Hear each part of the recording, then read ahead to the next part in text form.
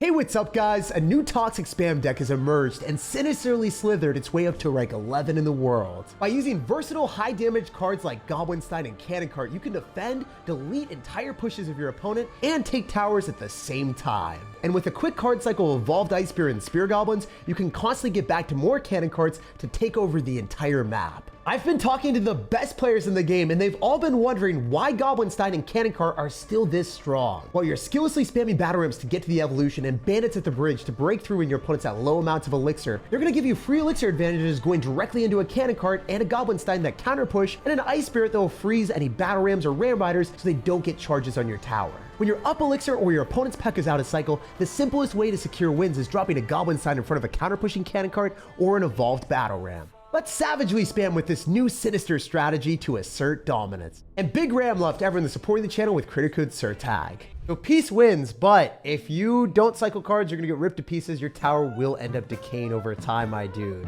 So I don't necessarily know if that wins in Clash Royale, maybe in life, but not in a video game. We're gonna be cycling our Goblinstein on the right side, and I would love to go in for Spear Goblins to go and pull his units. If you guys wanted to, you could run Mother Witch instead of Spear Goblins in this deck.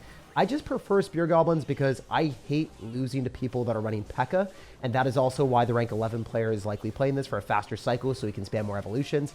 And also, if you're dropping Mother Witch, it's not really going to work so well against Pekka, whereas the Spear Goblins, you can forfeit them, and they can distract against the Pekka, and you'll be fine. Also, Cannon Cart, come on, give me some value here. At least let the Fisherman yoink onto you. He's just standing there, menacingly. At least don't, no, yes, okay, cool. I thought that the Fisherman was sizing up my tower for a second, but it did not work out as our opponent had hoped. The Barbarians are bashing the tower for a lot of love, and we're currently conveniently in a position where I can go Spear Goblins and Cannon Cart and apply more pressure. I bet you he goes in for a Rage or Arrows. Yeah, the Rage was pretty obvious. Unfortunately, the Spear Goblins were destined to die regardless, so it is what it is. They weren't going to make that one out alive. We have divvied up the damage on both sides for us, so I guess if I'm able to protect my tower with an Evolved Ice Spirit, the next push that our opponent will be dropping will be very easy for us to stop, if I can cycle to it. I just don't know if I can. That's what I'm hoping for here.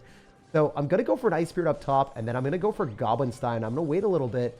I think I can pull the majority of the recruits to the other side and then defend the other ones with a profound Doctor ability. So I'm going to go for Spear Goblins here, force a Rage again, and then get our ability down when we're hitting his Doctor.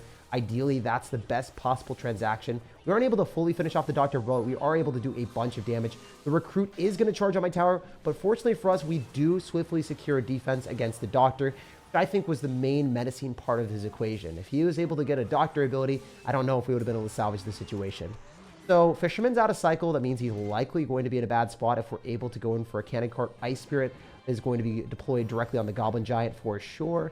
So we're going to go Bandit, Evolved Ice Spirit, and then get a Goblinstein down. I should be able to shut this down without a hit, I think. Maybe I'm wrong, but I think Evolved Ice Spirit is just that cracked.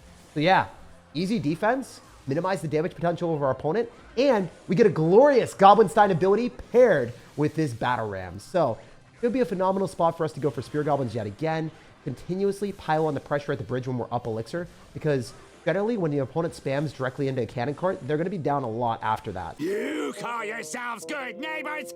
You're the worst neighbors! So I want to get a Royal Ghost in front so we can do some splash damage onto whatever he's going to do. Then I can go in for a Battle Ram afterward. We've got Royal Ghost and Cannon Cart here, so we have a lot of tank value. We can also go for a Bandit and then a Goblinstein, and I think we win the game. There's no shot you're stopping that Battle Ram, especially if you're targeting on top of a Royal Ghost or other stuff, because it continuously bops itself back. So if it's always bopping itself back, you're not going to stop the attack, and it's not going to crash and ram into the tower, and then you can distract the Barbarians. No, the pencil is going to continuously draw and graffiti all over the tower. It looks like our aggressive war-filled deck wins while our homie was shredded to pieces. All right, Bridger, it's time to rob you of your crowns and your banner, brother. And we have an amazing start. I can't believe that our opponent is running Cannoneer, and we are blessed with the position where we can go in for a confident Spear Goblins at the bridge. Please, no! What? I said please, and then he gave me the freeze. That is so cheese, bro. Chill with that. That is horrible for me. The fact that I thought that the position was fantastic and then we fumbled the spot down 2,000 damage is kind of crazy. I'm looking at the start right now, and despite him having Cannoneer, he is up 700 damage with an Elixir Collector on the field. What is happening right now? Okay, I might be cooked. I might be cooked.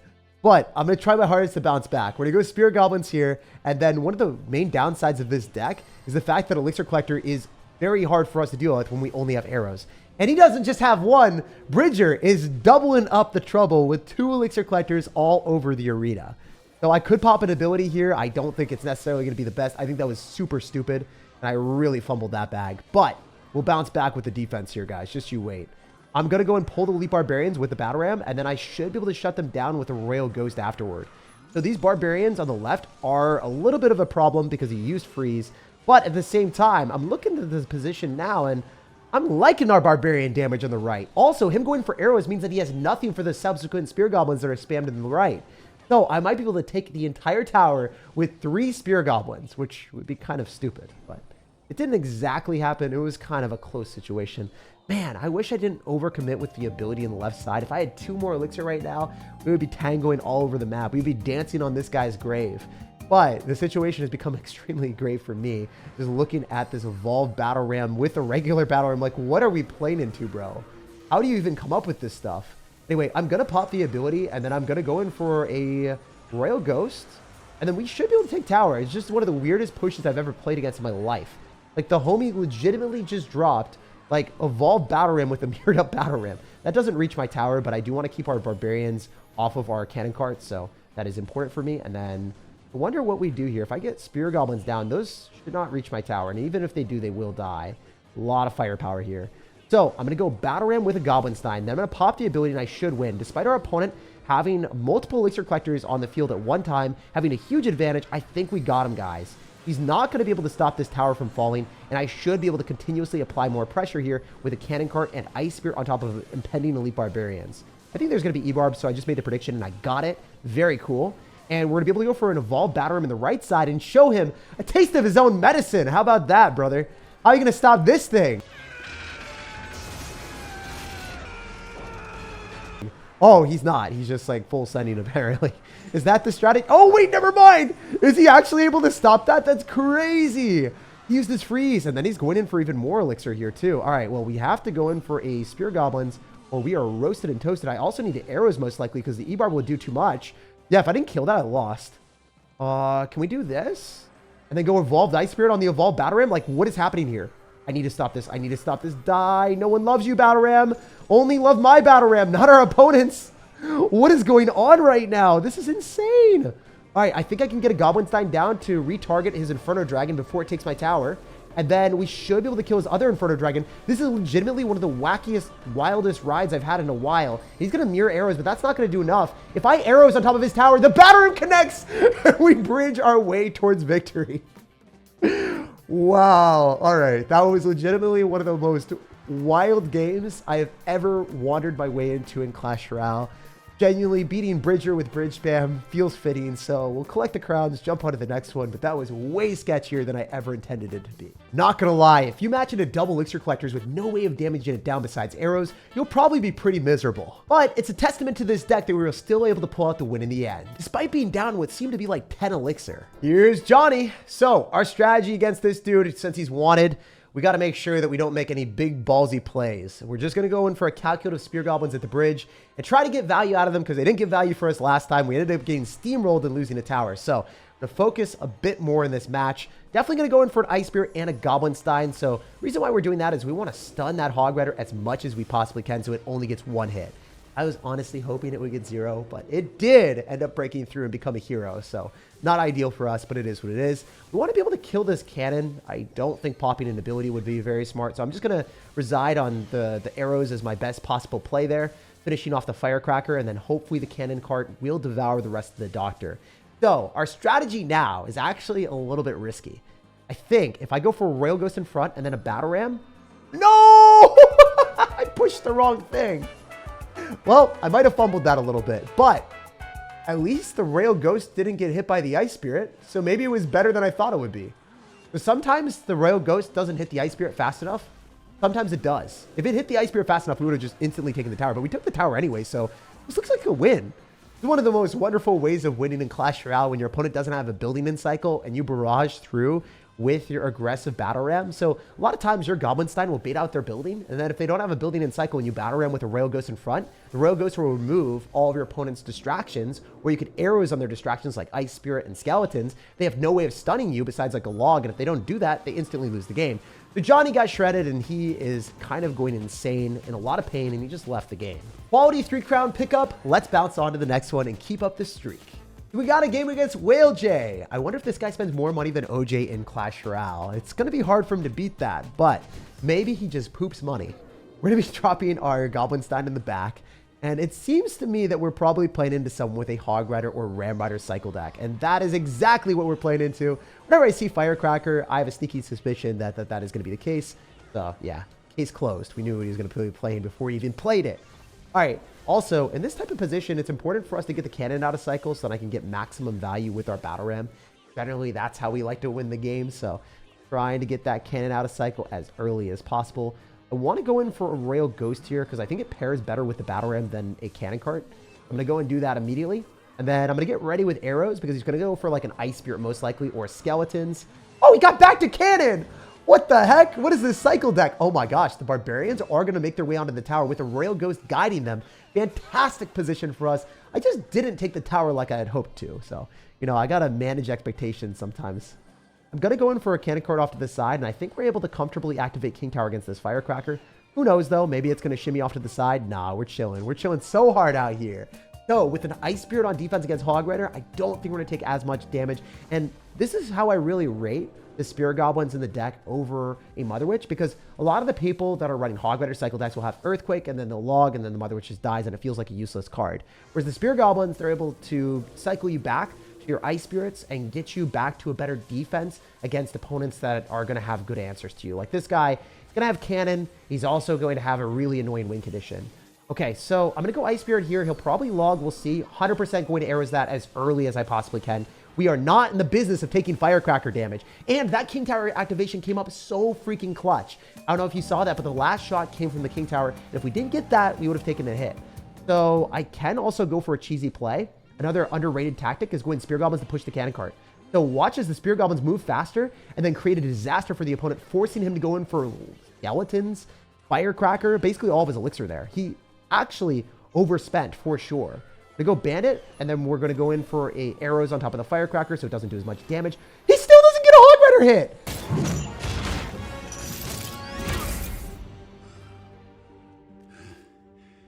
All that for a drop of blood. That's unreal! He must be throwing a fit that he can't get a hit. That's what's up. We are cooking right now. And I can also go Spear Goblins off to the side so then we maybe get him to log. Oh, I want to drop an ability because I need to kill these skeletons. Spooky, spooky skeletons. All right, we're going to go Bandit. Maybe we can cycle like an Ice Spirit depending on what we want so that we can hit the Firecracker and the tower. I think that's going to be our best bet. So then we can Ice Spirit in the back so it's still going to hit the Hog Rider. Oh, he got back to another Firecracker. This guy is good at the game. He's actually quite good. Genuinely surprised that he played that well. Most of these players are not that good at the game, but this guy's built different. Anyway, we can go for an Ice Spirit again. Notice how I'm just always cycling Ice Spirits on the Hog Rider, guaranteeing that I can minimize the amount of damage he gets. And then I can Firecracker counter with arrows.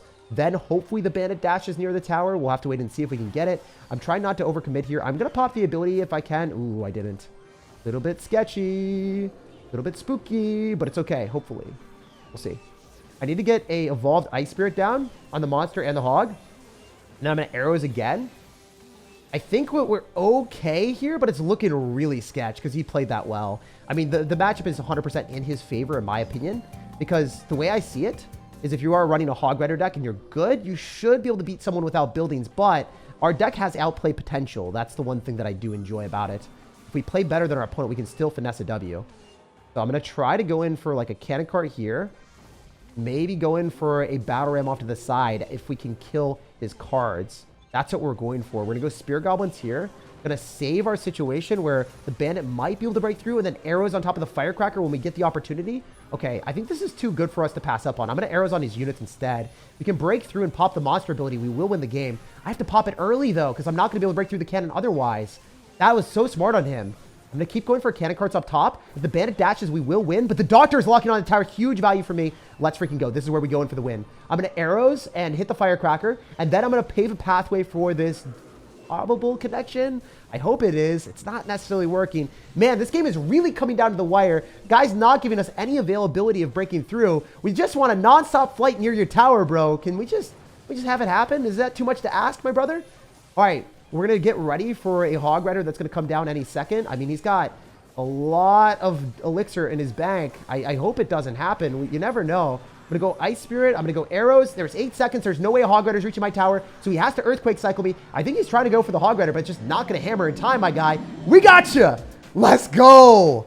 Wow. As you can see, that matchup is not very fun because you constantly have to be spamming the bridge in the last few seconds, and they do out damage you with Earthquake Log Cycle. So we played a bit better than our opponent and got a very deserved victory. It's funny saying that I played well when I literally just spammed the river, but I was trying to keep him preoccupied so he couldn't spell cycle me. So we toughed out one of the most difficult matchups for our deck, and I feel like we're living life on a cloud right now.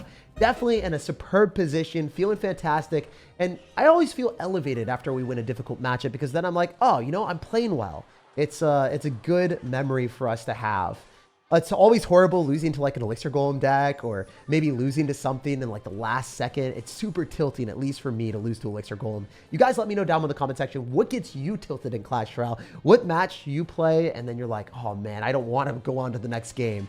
For me, it's either going to be Pekka Evolution when they like get a rage and then they heal up right next to my tower, like maybe this guy, or obviously with just playing against Elixir Golem. Those are the two. One play that a lot of people don't do is they use the Goblin Stein to go and pull the Pekka sometimes. Very fun for us to do that. Going for dual lane pressure here is not a bad decision. If we can get the Goblin Stein monster near the tower, this monster mash ability is going to ransack that Inferno Dragon, propelling it into the Doom Cycle where all we have to do is go for an Ice Spirit. So I'm chilling with that. Quite literally. Even if you freeze, I think that we could kill with arrows, so it's not going to be a problem. The other thing, if we're playing against someone that's running Pekka and Prince, there's a high likelihood he's just going to be spamming the entire game. So Pekka is one of the most annoying cards in the game because even after the nerf, it became one of the best cards in the game after the evolution, and it just hasn't left the game in that dance. It's just been at the top of the kingdom. I wonder if we want to go in for an arrows here. We might have been able to kill the wizard a bit quicker and then have the barbarian still force that extra elixir and maybe get some tower damage. But I elected not to because I don't know what crazy deck that this guy created. The other thing is I have Goblin Stein, so I should be able to shut down like a minion horde or a skeleton army or anything random. So there is that possibility of just using the Goblin Stein for a lockdown defense against crazy decks. One of the reasons why this deck is so good. But against Pekkas, you want to be using your cannon cart generally. So use your cannon cart on defense. And you will be able to hold the door in that position. So I'm going to use a lot of elixir in the left because I know that he won't be able to support his evolved Pekka if he wants to defend this tower. Popping the ability is stupid, so I'm not going to do that. I'm going to go for a cannon cart here. And then very important to notice this position of the Ice Spirit. Pull the Pekka up a little bit. If you can, then that makes sure that the Pekka goes a little bit further away from the cannon cart. And then it gives you an easier time defending. Notice how I defended all of that. And also got counter push with the units at full HP. So fantastic position for me. Oh, it's going to get even better. Wait, can we take a second tower? Deploying the cannon carts everywhere? This is our kingdom. This is our pirate ship.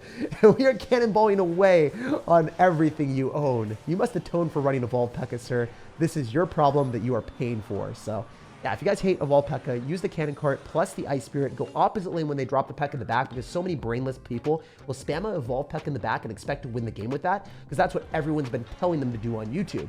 So, if you have someone dropping the Evolved Pekka, you spam the other side with a Goblin Stein and a Battle Ram, and usually they can't defend that because Pekka is the best counter to the game to that push. Since it's out of cycle, it takes 4 cards for them to get back to it, which is not possible, and they're going to be down 7 elixir, so they won't be able to stop your push, while you're able to conveniently counter the Pekka for a positive elixir trade using your cannon card. It's time to see if we're able to beat Amble. This guy's a part of the Autonomous Rise, so hopefully you can make him decline a little bit, and I would decline to play this match if the guy was able to integrate his strategies in Chat GPT, because if he was able to figure out everything else in the entire game and just be like, what do I do in this situation?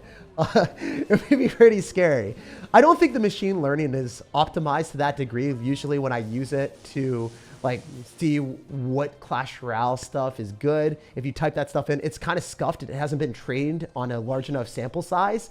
But in the future, I bet you it might be pretty good.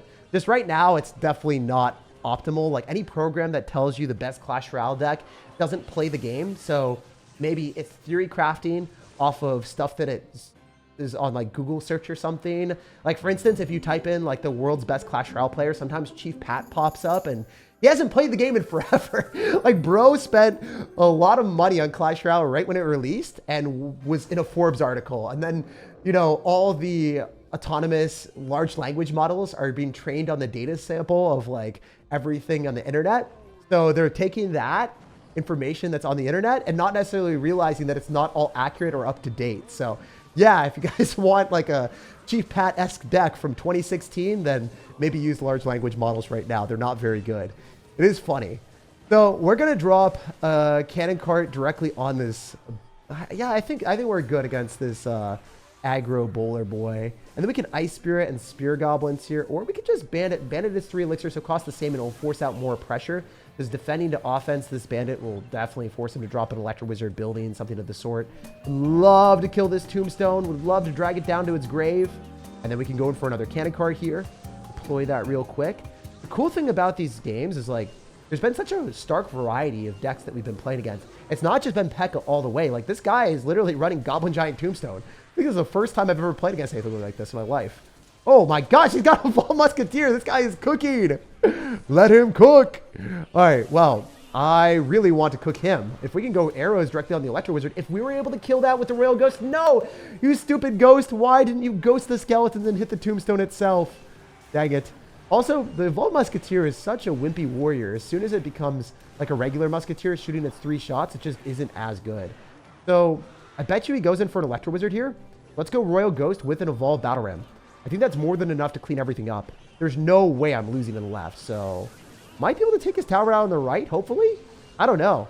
Spirit Goblins come up clutch. We do end up having an Ice Spirit or a Bandit, depending on what we want to do. We have an Evolved Barbarian on the tower, and it is raging up its own self. It's a strong independent win condition that don't need no rage. It increases its own attack speed with each hit. Wow, I felt like an NPC describing what the card did, so. Sorry guys, maybe I'm the robot here. Maybe I'm the autonomous person that is rising up. Who knows? I do want to go in for cannon cart and then probably a battle ram again. So I'm going to battle ram in the left, trying to get to the evolution. Definitely want to go Royal Ghost here as well, and then apply pressure with a Goblin Stein. The thing is, if we can bait out the building with a battle ram and just kill it, then I feel very comfortable using my Goblin Stein ability and locking up the W, getting tower damage with that. If not, it's fine. I mean, we can just subtly cycle more cannon carts like a savage. It is the best card in the game that is not Evolved Pekka and also Goblin Stein. Cannon cart is. It just is. It does things like that. Cannon cart doing cannon cart things. As it catapults us into a winning position, all we need to do is go for 1 more arrows. And I wonder what this guy's doing. Does he actually think he can take a tower in this time? There's no way, right? Yeah, no, he says well played, so he's a cordial individual. I appreciate that. I love the fact when someone loses to a dirty deck like ours, and they say, well played and good luck in the rest of the games. Very nice person. Playing against chivalrous sirs like that is a refreshing experience in Clash Royale, because 90% of the time, people spam the CRL emote when you win, sarcastically saying that you're bad at the game, or just spam angry faces when they win, and then BM you with crying faces. But this guy was the exact antithesis of that. Even though the evolutions put in work in this deck, it felt like the Cannon Cart and Goblin Stein were 0-card cycle evolutions that consistently gave us value every time we dropped them. I don't know how the heck Clash Royale hasn't nerfed them yet. They're staying a staple in all of the top ladder decks. So if you're not using them already, put them in your decks and you'll start capturing more wins. Evolved Ice Spirit the like button, subscribe for more daily content, and have an amazing rest of your day.